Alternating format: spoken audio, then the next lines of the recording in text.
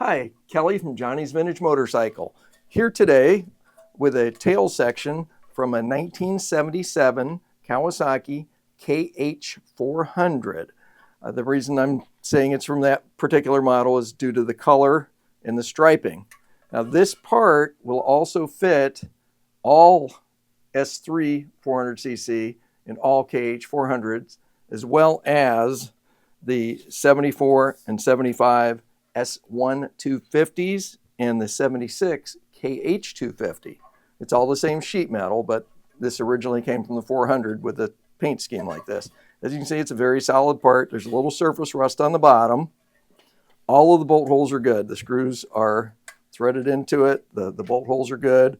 There's no rust out anywhere.